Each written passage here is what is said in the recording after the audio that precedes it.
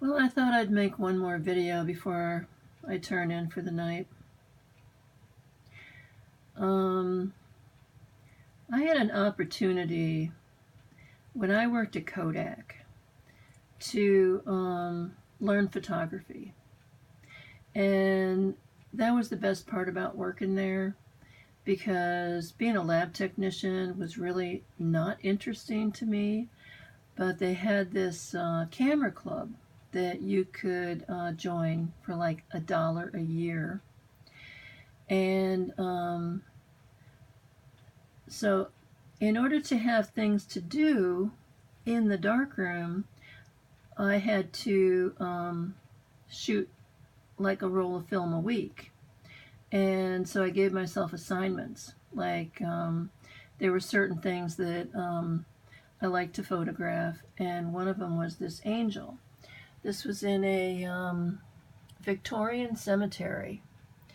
And at this point, I was testing out black and white infrared film. And that's why the trees and the grass are white and the sky is dark. And then I did a sepia toning on it so that it has a bit of a brownish tone to it. And I photographed this angel over a period of years in every climate, every setting, every season, snow on her wings.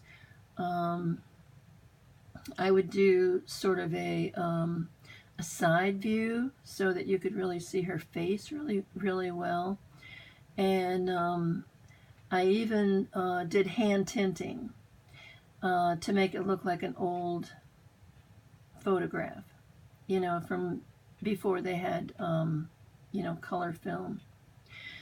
So I had an aunt that actually hand tinted portraits for a portrait studio in Rockford, Illinois.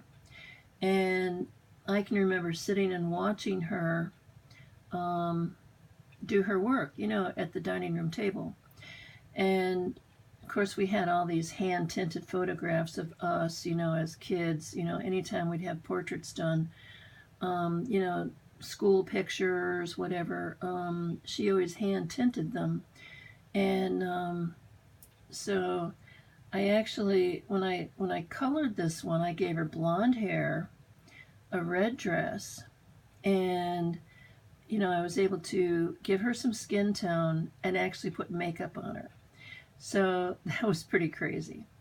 And there were several different statues that I would color to make them look like, they were alive.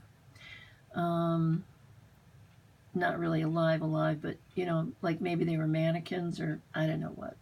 Anyway, it made it kind of interesting. So at one point in my life, I thought I would become a professional photographer. And I had this one lab job that I had a lot of free time because it was a thermal dynamics lab. And so the instruments that I would put my samples into, they were all timed. So, like, it might take 45 minutes to, to run a test on whatever it was we were, testing. And so I would have, say, I don't know, I think there was probably like 6 or 7 of these instruments. Some of them did different things, but so I could set up all my samples, in like an hour. And then for the rest of the day, all I had to do was babysit these instruments and put the samples in and collect the data and, just make sure that everything was running well. Well, during that time, I could do anything else I wanted, like read magazines or cut out pictures to make collages or knit sweaters. You name it, I was doing it. So one of the things I did is I subscribed to every photography magazine that they made at the time. I mean, this was in the heyday of photography, when people were doing 35 millimeter film and working in the dark rooms and, learning all these different techniques and, stuff like that. And then I got really interested in cinematography. So I also got a movie camera, and it was a Boulot made in France. It was just gorgeous. Had one of the most fantastic lenses. You know, anyway, that's like another story. So anyway, I I think, yeah, okay. I bought that camera, the movie camera, from a local professional photographer because he advertised that he had 3 of them and he was selling them. He'd used them for a job and he was, just getting rid of them.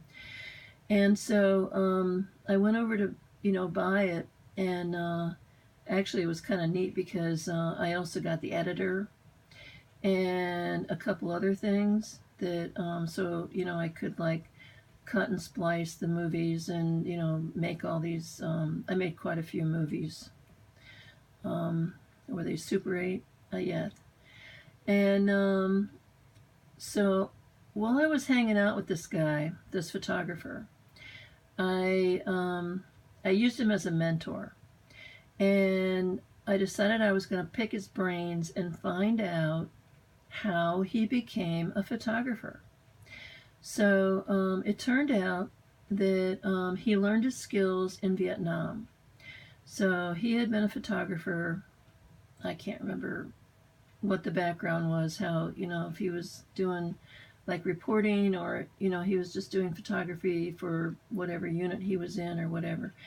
So then when he, came back to the States, he became an apprentice to a photographer in Rochester. And I think it was mostly portraits and stuff. And then he worked his way up to the point where he had his own studio. And he would do like advertising jobs and things like that. And that's what he, had the movie cameras for, because he went out to like Colorado or someplace and, he shot some advertising movie, whatever. And so, so I was asking him, well, what would it take to become a photographer? And so he gave me the best piece of advice that anybody could have given me at the time. He said, well, you can take all the pictures you want of flowers and houses and scenery and pets and whatever, but you're going to make your money doing weddings. So I'm like, that is like the last thing I would want to do. And so then that sort of dashed my whole idea about becoming a photographer. It wasn't like I was just going to take a lot of pictures and, calendars were going to buy them, or, I was going to get a job working for National Geographic or, who knows what. So, so anyway, but, I continued to do my photography, and I had my own shows. I had 2 shows that I did, which was actually kind of nice because it gave me deadlines. It's like I had to get a bunch of things printed and mounted, and I had these, they weren't really frames, they were more like these little holders with string on the back, and then you could, hang them. It was like the cheapest way you could do it. And so I really enjoyed it, and I, actually still have a lot of my photographs, but I gave a lot away, and I only have a few that have been framed. So,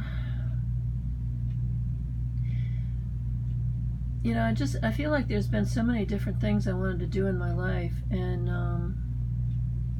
almost like when I look back over, you know, all the twists and turns, it's like I've lived several lifetimes in just one lifetime. And like, how much of this stuff can you carry around with you for the rest of your life, you know? That's why I don't have that much of my photography left anymore.